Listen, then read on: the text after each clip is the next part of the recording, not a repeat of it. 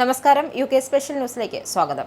മത്സരമില്ലാതെ പ്രധാനമന്ത്രി പദത്തിലെത്തിയ ആന്റി ബേണം ഭരണത്തിലെത്തി ആദ്യ നാളുകളിലെടുത്ത തീരുമാനങ്ങൾ ജനപ്രീതി പിടിച്ചുപറ്റുന്നവയാണ്. അതിൽ പ്രധാനപ്പെട്ടതാണ് ബസ് ഫെയർ ക്യാപ് കുറയ്ക്കൽ, വാറ്റ് നീക്കം ചെയ്യൽ തുടങ്ങിയവ.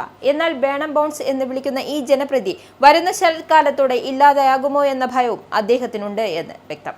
ബ്രിട്ടനിലെ സാധാരണക്കാരെ ഒന്നാകെ ബാധിക്കുന്ന കോസ്റ്റ് ഓഫ് ലിവിംഗ് പ്രതിസന്ധി പരിഹരിക്കുന്നതിനാണ് താൻ പ്രഥമ പരിഗണന നൽകുന്നു എന്നുള്ള അദ്ദേഹത്തിന്റെ പ്രഖ്യാപനവും ജനങ്ങൾ കൈയൊടിയോടെയാണ് സ്വീകരിച്ചത്. യഥാർത്ഥ സാമ്പത്തിക പരിഷ്കരണങ്ങൾ തുടങ്ങുമ്പോഴേക്കും തന്റെ വടക്കിന്റെ രാജാവെന്ന പദവി നഷ്ടപ്പെട്ടേക്കാമെന്ന ആശങ്കയുമുണ്ട്. അതുകൊണ്ട് തന്നെ വളരെ നേരത്തെ തന്നെ ഒരു ഇടക്കാല തെരഞ്ഞെടുപ്പ് നടത്താനുള്ള ആലോചനയിലാണ് ആന്റി ബേണം. ഇക്കാര്യം ചില രാഷ്ട്രീയ നിരീക്ഷകർ വ്യക്തമാക്കുന്നുണ്ട്. വായ്പകൾ കുന്നുകൂടുകയും നികുതി വേട്ട ആരംഭിക്കുകയും ചെയ്യുന്നതിന് മുൻപായി ജനങ്ങളുടെ അംഗീകാരം നേടി 5 വർഷത്തിൽ അധികാരമിരിക്കാൻ മാത്രമേ കഴിയൂ എന്നുള്ളതും അവർ ചൂണ്ടിക്കാട്ടുന്നു. ജനപ്രീതി ഇടിഞ്ഞെങ്കിലും ഒരു ഇടക്കാല തെരഞ്ഞെടുപ്പിനെ അഭിമുഖീകരിക്കാൻ തന്റെ പാർട്ടി തയ്യാറാണെന്നാണ് കൺസർവേറ്റീവ് പാർട്ടി നേതാവ് കെമി ബേഡ്നോക്ക് വ്യക്തമാക്കുന്നത്. സാമ്പത്തിക വിഷയങ്ങളിലും ദേശീയ സുരക്ഷയിലും ഊന്നിയുള്ള ഒരു തെരഞ്ഞെടുപ്പ് പ്രചരണ പരിപാടിക്കും കെമി ബേഡ്നോക്ക് രൂപം കൊടുത്തു കഴിഞ്ഞു. ആന്റി ബേണം അധികാരത്തിലെത്തിയതിനു ശേഷം ജനപ്രീതിയിൽ വലിയ ഇടിവ് അനുഭവപ്പെട്ടേക്കാമെന്ന് റിഫോം UKയും തെരഞ്ഞെടുപ്പാനുള്ള തയ്യാറെടുപ്പിലാണ്. എന്നാൽ 2 വ്യത്യസ്ത പോർമുഖങ്ങളാണ് നൈജൽ ഫരാജിന് മുന്നിലുള്ളത്. ഭരണകക്ഷിക്കെതിരെ പോരാടുന്നതിനൊപ്പം തന്നെ വലതുപക്ഷ വോട്ടുകളിലും കടന്നുകയറ്റം നടത്തുന്ന റിച്ചാർഡ് ബ്രിട്ടൻ പാർട്ടിക്കെതിരെയും വലിയ പോരാട്ടം നടത്തേണ്ടുന്ന സാഹചര്യമാണെന്നും റിഫോം UKയ്ക്കുള്ളത്. അതോടൊപ്പം നൈജൽ ഫരാജിനെതിരെ ഉയർന്നിരിക്കുന്ന സാമ്പത്തിക ആരോപണങ്ങൾക്കും പാർട്ടിക്ക് ഏറെ പ്രശ്നങ്ങൾ സൃഷ്ടിക്കുന്നുണ്ട്. എതിരാളികളുടെ ശക്തി ക്ഷയിച്ചിരിക്കുന്ന ഈ അവസരത്തിൽ തന്നെ മറ്റൊരു തെരഞ്ഞെടുപ്പ് നടത്തി വിജയം ഉറപ്പാക്കാനാണ് ബേണം ശ്രമിക്കുന്നതെന്ന് രാഷ്ട്രീയ നിരീക്ഷകർ വിലയിരുത്തുന്നു. പശ്ചിമേഷ്യൻ സംഘർഷവും ഡൊണാൾഡ് ട്രംപിന്റെയും ഇറാന്റെയും ഓരോ ദിവസവും ചാഞ്ചാടുന്ന തീരുമാനങ്ങളും ലോക സമ്പദ്വ്യവസ്ഥയ്ക്ക് വലിയ ഭീഷണിയാകുന്ന സാഹചര്യത്തിൽ എണ്ണ വ്യാപാരം നേരിടുന്നത് വലിയ പ്രതിസന്ധി.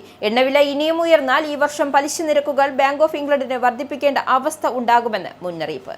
നിലവിൽ എണ്ണവില ബാരലിന് $100 വരെ വർദ്ധിപ്പിച്ചിട്ടുണ്ട്. ഇതിനപ്പുറത്തേക്ക് എണ്ണവില ഉയർന്നാൽ ഈ വർഷം പലിശ നിരക്കുകൾ ബാങ്ക് ഓഫ് ഇംഗ്ലണ്ടിന് വർദ്ധിപ്പിക്കേണ്ട അവസ്ഥയാണ് നേരിടേണ്ടി വരികയെന്ന് മുന്നറിയിപ്പ്.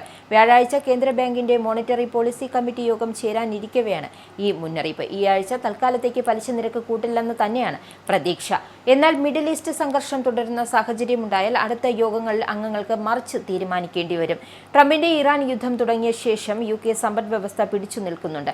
എന്നാൽ കഴിഞ്ഞയാഴ്ച യുദ്ധം പുനരാരംഭിച്ച ശേഷം സ്ഥിതിഗതികൾ വീണ്ടും മോശമായതോടെ അപകട സാധ്യത നിലനിൽക്കുന്നതായി എക്കണോമിസ്റ്റുകൾ വ്യക്തമാക്കുന്നു. ഇടക്കാലത്തേക്ക് പ്രഖ്യാപിച്ച വെടിനിർത്തൽ എണ്ണവിലയെ റെക്കോർഡ് ഉയരത്തിൽ നിന്നും താഴേക്ക് ഇറക്കിയിരിക്കുന്നു. യുദ്ധം പുനരാരംഭിച്ചതോടെ വീണ്ടും വിലകൾ ഉയരുന്നതും പണപ്പെരുപ്പത്തെ സ്വാധീനിക്കുന്നതുമാണ് പ്രതിസന്ധി സൃഷ്ടിക്കുന്നത്. വിന്ററിനായി യൂറോപ്യൻ രാജ്യങ്ങൾ ഗ്യാസ് ശേഖരിക്കുന്ന സമയം കൂട്ടിയാണിത്. അതുകൊണ്ട് തന്നെ വിലക്കയറ്റം രാജ്യത്തിന്റെ സമ്പദ് വ്യവസ്ഥയിൽ ചലനം സൃഷ്ടിക്കും. നിലവിലെ പലിശ നിരക്ക് 3.75% നിന്നും ഈ ആഴ്ച മാറ്റമില്ലെന്നാണ് കരുതുന്നത്. എങ്കിലും തുടർന്നുള്ള സാഹചര്യത്തിൽ അതിനു മാറ്റം വന്നേക്കാം. വിസ നിയമങ്ങളും കുടിയേറ്റ നിബന്ധനകളും കടുത്തിട്ടും പഠന ചെലവുകൾ വർദ്ധിച്ചിട്ടും UK എന്ന സ്വപ്നം ഇന്ത്യൻ വിദ്യാർത്ഥികൾ ഉപേക്ഷിക്കുന്നില്ല. UKയിലേക്കുള്ള അപേക്ഷകളിൽ 6.9% വർധനവ് രേഖപ്പെടുത്തി. യൂണിവേഴ്സിറ്റീസ് ആൻഡ് കോളേജസ് അഡ്മിഷൻ സർവീസിൽ നിന്നും UK ഹോം ഓഫീസിൽ നിന്നുമുള്ള ഏറ്റവും പുതിയ കണക്കുകൾ അനുസരിച്ച് 10,000 കണക്കിന് വിദ്യാർത്ഥികളാണ് ഇപ്പോഴും ബ്രിട്ടീഷ് സർവകലാശാലകളെ തന്നെ തങ്ങളുടെ ഭാവി പഠനത്തിനായി തിരഞ്ഞെടുക്കുന്നത്. UKയിലേക്കുള്ള ബിരുദ അപേക്ഷകരുടെ എണ്ണത്തിൽ ഇന്ത്യക്ക് 2ാം സ്ഥാനമാണുള്ളത്. 2026 മാർച്ച് വരെയുള്ള ഒരു വർഷത്തിന്റെ 90,000-ലധികം ഇന്ത്യക്കാർ സ്പോൺസേഡ് സ്റ്റഡി വിസ ലഭിക്കുകയും ചെയ്തു. ജൂൺ 30 അപേക്ഷ സമർപ്പണ തീയതിക്ക് ശേഷം പുറത്തുവിട്ട UCAS വിവരങ്ങൾ അനുസരിച്ച് 2026 പ്രവേശന വർഷത്തിൽ ഇന്ത്യയിൽ നിന്നുമുള്ള 17,250 വിദ്യാർത്ഥികളാണ് ബിരുദ കോഴ്സുകൾക്കായി അപേക്ഷിച്ചിരിക്കുന്നത്. കഴിഞ്ഞ വർഷത്തെ 16,140 അപേക്ഷകളിൽ നിന്നും 6.9% വർധനവാണ് ഇത്. 38,410 അപേക്ഷകരുള്ള എന്ന് ചൈന മാത്രമാണ് UK സർവകലാശാലയിലേക്ക് ബിരുദ പഠനത്തിനായി ഇന്ത്യയേക്കാൾ കൂടുതൽ വിദ്യാർത്ഥികളെ അയച്ചത്. മൊത്തത്തിൽ അന്താരാഷ്ട്ര ബിരുദ അപേക്ഷകൾ ഈ വർഷം എക്കാലത്തെയും ഉയർന്ന നിരക്കായി 1,48,350 എത്തി. 2025 7.1% വർധനവാണിത്. സ്വദേശികളും വിദേശികളുമായ എല്ലാ അപേക്ഷകളുടെയും കണക്കിലെടുത്താൽ UKയിൽ ആകെ അപേക്ഷകളുടെ എണ്ണം എക്കാലത്തെയും ഉയർന്ന നിരക്കായി 6,95,740 ഇന്ത്യൻ വിദ്യാർത്ഥികളെ സംബന്ധിച്ചിടത്തോളം കുടിയേറ്റ നയങ്ങളെക്കുറിച്ചുള്ള ആശങ്കകൾ ബ്രിട്ടീഷ് ഉന്നത വിദ്യാഭ്യാസത്തിലേക്കുള്ള അവരുടെ വിശ്വാസം കുറച്ചിട്ടില്ല എന്നാണ് കണക്കുകളിൽ നിന്നും വ്യക്തമാകുന്നത്. UK ഹോം ഓഫീസിൽ നിന്നുമുള്ള കണക്കുകൾ ഈ ചിത്രത്തിന് കൂടുതൽ വ്യക്തത നൽകുന്നു. UK നൽകിയ ആകെ സ്റ്റഡി വിസകൾ 3% കുറവുണ്ടായി എങ്കിലും വിദേശ വിദ്യാർത്ഥികളിൽ ഏറ്റവും കൂടുതൽ വിസ ലഭിച്ചത് ഇന്ത്യക്കാർക്കാണ്. ട്രെൻഡുകളെ അന്ധമായി പിന്തുടരുന്നതിനു പകരം കൂടുതൽ ശക്തമായ ദീർഘകാല കരിയർ സാധ്യതകൾ നൽകുമെന്ന് കരുതുന്ന കോഴ്സുകളാണ് വിദ്യാർത്ഥികൾ തിരഞ്ഞെടുക്കുന്നത്. ഇംഗ്ലണ്ടിൽ വാടക നിയന്ത്രണം നടപ്പാക്കുന്നതിനെക്കുറിച്ച് പ്രധാനമന്ത്രി ആന്റി ബേണം ആലോചിക്കുന്നില്ലെന്ന് housing secretary Angela Rayner. May മുതൽ നിലവിൽ വന്ന റെന്റേഴ്സ് റൈറ്റ് ആക്ട് വാടക വിപണിയിൽ കാര്യമായ മാറ്റം സൃഷ്ടിക്കുന്നതായി 8 മാസത്തെ ഇടവേളയ്ക്കു ശേഷം മന്ത്രിസഭയിൽ തിരിച്ചെത്തിയ റെയ്നർ വ്യക്തമാക്കി. UK-യിലെ ചില പ്രദേശങ്ങളിൽ ഏതാനും വർഷങ്ങളായി ഏർപ്പെടുത്തിയ വാടക നിയന്ത്രണങ്ങൾ നിരക്ക് കുറയ്ക്കാൻ സഹായമായിട്ടില്ല എന്ന് അവർ ചൂണ്ടിക്കാട്ടുന്നു. 2023 ഗ്രേറ്റർ മാഞ്ചസ്റ്റർ മേയറായിരിക്കവേ പ്രൈവറ്റ് മേഖലയിലെ വാടക മരവിപ്പിച്ചത് നിർത്തണമെന്നാവശ്യപ്പെട്ട ആളാണ് പ്രധാനമന്ത്രി ബേണം. വാടക മരവിപ്പിക്കുന്നതും നിയന്ത്രിക്കുന്നതും നിലവിൽ മുന്നോട്ടുള്ള പാതയല്ല. 3 വർഷം മുമ്പ് ആന്റി ബേണം ഇത് ആവശ്യപ്പെടുമ്പോൾ റെന്റൽ വിപണി പ്രതിസന്ധി നേരിടുകയായിരുന്നു. ഇതിനുശേഷം ഞങ്ങൾ വാടകക്കാർക്ക് കൂടുതൽ അവകാശവും നിയന്ത്രണവും നൽകുന്ന റെന്റേഴ്സ് റൈറ്റ് ആക്ട് നടപ്പിലാക്കി. ഇക്കാര്യം റെയ്നർ വ്യക്തമാക്കി. സ്കോട്ട്ലൻഡിൽ 2022 ഒക്ടോബറിൽ ഏർപ്പെടുത്തിയ വാടക നിയന്ത്രണം കഴിഞ്ഞ വർഷം അവസാനിച്ചിരുന്നു. അതേസമയം സ്കോട്ട്ലൻഡിലെ ചില ഭാഗങ്ങളിൽ വാടക വർധനവ് 6% ക്യാപ് ഏർപ്പെടുത്താൻ കൗൺസിലുകൾക്ക് അവകാശം നൽകിയിട്ടുണ്ട്. തൊഴിലിടങ്ങളിലെ കാർ പാർക്കിങ്ങുകൾക്ക് ലെവി ചുമത്തുവാനുള്ള നിർദ്ദേശത്തെ പിന്താങ്ങി ബേണം രംഗത്തെത്തിയതോടെ കാർ ഉടമകൾക്ക് മറ്റൊരു അധിക ചിലവ് കൂടി വരുമോ എന്ന ആശങ്ക വർദ്ധിക്കുന്നു. സാമ്പത്തിക ഞെരുക്കത്തിൽ അമർന്ന 1 ഡസനോളം പ്രാദേശിക കൗൺസിലുകളാണ് തൊഴിലിടങ്ങളിൽ കാർ പാർക്കിംഗ് ചെയ്യുന്നവരിൽ നിന്നും ലെവി ഈടാക്കുന്നതിനെക്കുറിച്ച് ആലോചിക്കുന്നത്. പ്രധാനമന്ത്രിയുടെ പിന്തുണ ലഭിച്ചതോടെ കൂടുതൽ കൗൺസിലുകൾ ഈ മാർഗം പിന്തുടർന്നേക്കാമെന്ന ആശങ്കയും ശക്തം. ഓരോ ജീവനക്കാരനും നൽകുന്ന പാർക്കിംഗ് സ്പേസിന്റെ അടിസ്ഥാനത്തിൽ ബിസിനസ് സ്ഥാപനങ്ങൾക്ക് മേലായിരിക്കും വർക്കേഴ്സ് പ്ലേസ് ലെവി എന്ന പുതിയ നികുതി ചുമത്തുക. വ്യവസായ സ്ഥാപനങ്ങൾ ഈ തുക ജീവനക്കാരിൽ നിന്നും ഈടാക്കുമെന്നതാണ് ഇതിനെ വിമർശിക്കുന്നവർ ചൂണ്ടിക്കാട്ടുന്നത്. അന്തിമമായി ധനനഷ്ടം സംഭവിക്കുക വാഹന ഉടമകളായ ജീവനക്കാർക്കായിരിക്കുമെന്നും അവർ പറയുന്നു. പാർക്കിംഗ് സ്പേസ് ഉപയോഗിക്കുന്ന ഓരോ ജീവനക്കാരനും £750 വീതം പ്രതിവർഷം ബിസിനസ് സ്ഥാപനങ്ങളിൽ നിന്നും ഈടാക്കുമെന്നും കഴിഞ്ഞ ദിവസം ലേബർ പാർട്ടിയുടെ നിയന്ത്രണത്തിലുള്ള കാർഡിഫ് കൗൺസിൽ പ്രഖ്യാപിച്ചിരുന്നു. അതേസമയം ഗ്രീൻ പാർട്ടി നേതൃത്വം നൽകുന്ന ബ്രിസ്റ്റോൾ നഗരസഭ ഒരു പാർക്കിംഗ് സ്പേസിന് പ്രതിവർഷം £1250 വീതം ഈടാക്കാനാണ് തീരുമാനിച്ചിരിക്കുന്നത്. ലിബറൽ ഡെമോക്രാറ്റുകളുടെ നിയന്ത്രണത്തിൽ ഓക്സ്ഫോർഡ്ഷയർ കൗണ്ടി കൗൺസിലും പാർക്കിംഗ് ലെവി കൊണ്ടുവരാൻ തീരുമാനിച്ചിട്ടുണ്ട്. ഓരോ പാർക്കിംഗ് സ്പേസിനും പ്രതിവർഷം £600 വരെ ഈടാക്കുന്ന ഈ പദ്ധതി 2028 പ്രാബല്യത്തിൽ വരിക. വ്യാജ ഭീഷണി ലഭിച്ചതിനെ തുടർന്ന് ഖത്തർ എയർവേസിന്റെ വിമാനം റോയൽ എയർഫോഴ്സ് വിമാനങ്ങളുടെ അകമ്പടിയോടെ മാഞ്ചസ്റ്റർ വിമാനത്താവളത്തിൽ ഇറക്കിയതായി പ്രതിരോധകാര്യ മന്ത്രാലയം സ്ഥിരീകരിച്ചു. അടിയന്തര നടപടിക്കായുള്ള അറിയിപ്പ് ലഭിച്ചതിനെ തുടർന്ന് കോണിങ്സ് ബേയിൽ നിന്നുമായിരുന്നു ഫൈറ്റർ ജെറ്റുകൾ ഉയർന്നു പൊങ്ങിയത്. ദോഹയിൽ നിന്നും മാഞ്ചസ്റ്റർ വിമാനത്താവളത്തിലേക്ക് വരികയായിരുന്ന ഒരു യാത്രാ വിമാനവുമായി ബന്ധപ്പെട്ടായിരുന്നു അറിയിപ്പെന്നും പ്രതിരോധകാര്യ മന്ത്രാലയം വ്യക്തമാക്കി.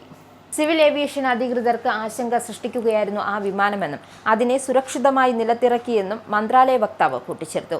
ബ്രിട്ടീഷ് സമയം വൈകിട്ട് 7:45 വിമാനം നിലത്തിറങ്ങിയത്. യാത്രയ്ക്കിടയിൽ വിമാനവുമായുള്ള ആശയവിനിമയം നഷ്ടപ്പെട്ടതായിരുന്നു ഏറെ പരിഭ്രാന്തി സൃഷ്ടിച്ചത്. അതിനിടയിൽ ഈ വിമാനവുമായി ബന്ധപ്പെട്ട് ഒരു വ്യാജ ഭീഷണി എയർ ട്രാഫിക് കൺട്രോളിൽ ലഭിച്ചതും പരിഭ്രാന്തി വർദ്ധിപ്പിച്ചു.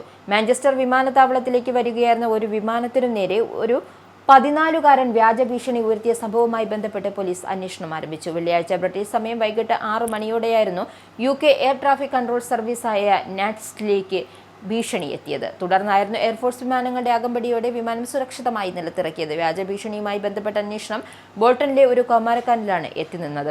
ഇയാൾ വിമാനത്തിൽ യാത്ര ചെയ്തിരുന്നില്ല. അന്വേഷണവുമായി ഈ ബാലൻ പൂർണ്ണമായും സഹകരിക്കുന്നുണ്ട് എന്നാണ് പോലീസ് വ്യക്തമാക്കിയത്. ഇത് ഒരു പ്രാങ്ക് ആണെന്നാണ് ബാലൻ പറയുന്നതെങ്കിലും ഇത്തരത്തിൽ വ്യാജ ഭീഷണി മുഴക്കുന്നത് ശിക്ഷ ക്ഷണിച്ചു വരുത്തുമെന്ന കുറ്റം തന്നെയാണ്. വളർത്തുമൃഗങ്ങളെ കൂടെ കൂട്ടാൻ അനുവാദമുള്ള വാടക വീടുകൾക്കായുള്ള തിരച്ചിൽ ഇനി അവസാനിപ്പിക്കാം. വാടകക്കാർക്ക് കൂടുതൽ അവകാശങ്ങൾ നൽകുന്ന പുതിയ നിയമം പ്രാബല്യത്തിൽ വന്നുകഴിഞ്ഞു. പുതിയ നിയമം വന്നതിനു പുറമെ വളർത്തുമൃഗ സൗഹൃദാർത്ഥമായ വീടുകൾക്കായുള്ള തിരച്ചിൽ മെയ് ജൂൺ മാസങ്ങളിൽ മുൻ കൊല്ലത്തെ അപേക്ഷിച്ച് 50% കുറഞ്ഞതായി റൈറ്റ്സ് മൂവ്മെന്റ് കണക്കുകൾ വ്യക്തമാക്കുന്നു.